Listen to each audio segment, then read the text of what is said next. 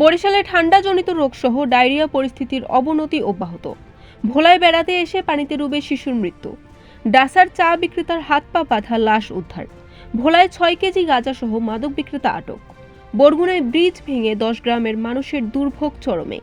পটুয়াখালীতে ব্যবসায়ীকে অপহরণের মূল পরিকল্পনাকারীসহ ৩ ডাকাত গ্রেফতার। ভোলায় গরু চুরির দায়ে ২ বিএনপি নেতা বহিষ্কার, গ্রেফতার ৩। রোজার আগেই বেড়েছে সয়াবিন তেল ও ছোলার দাম। এতক্ষণ শুনলেন সংবাদ শিরোনাম, এখন বিস্তারিত। এবার মাঘের শীত মৌসুমেও তাপমাত্রার পারদ স্বাভাবিকের উপরে থাকার মধ্যেই বরিশালে ঠান্ডাজনিত রোগসহ ডায়রিয়ার হানা অব্যাহত রয়েছে। প্রতিদিনই নিউমোনিয়া সহ ঠান্ডাজনিত রোগের সাথে ডায়রিয়া আক্রান্ত বিপুল সংখ্যক রোগী সরকারি হাসপাতালগুলোতে চিকিৎসার জন্য আসছেন। ভোলার চরফেশনের নানা বাড়িতে বেড়াতে এসে পানিতে ডুবে রেদোয়ান নামের ৪ বছর বয়সী এক শিশুর মৃত্যু হয়েছে।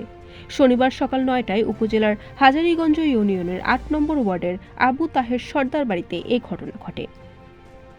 মাদারীপুরের ডাসারে হাত পা বাঁধা অবস্থায় আব্দুল আজিজ হাওলাদার নামে এক চা বিক্রেতার মরদেহ উদ্ধার করেছে পুলিশ।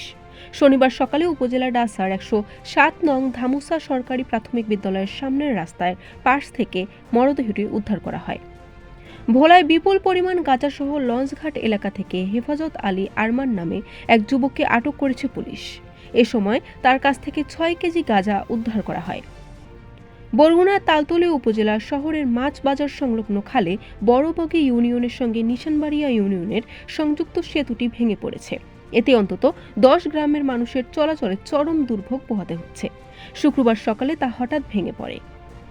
পটুয়াখালীর বাউফল উপজেলার কালাইয়া বন্দরের মার্চেন্ট পোর্টটি এলাকায় অপহৃত ব্যবসায়ী শিবানন্দ রায় বণিক ওরফে শিব বণিককে অপহরণের মূল পরিকল্পনাকারী সহ ৩ ডাকাতকে গ্রেফতার করেছে পুলিশ। এ সময় অপহরণের কাজে ব্যবহৃত ইঞ্জিন চালিত ট্রলারটিও জব্দ করা হয়।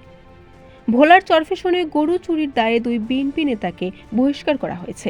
এই ঘটনায় ওই ২ নেতা সহ ৫ জনকে আসামি করে একটি মামলা দায়ের করেছেন গরুর মালিক। শুক্রবার পুলিশ ৩ জনকে গ্রেফতার করে আদালতের মাধ্যমে কারাগারে পাঠিয়েছেন।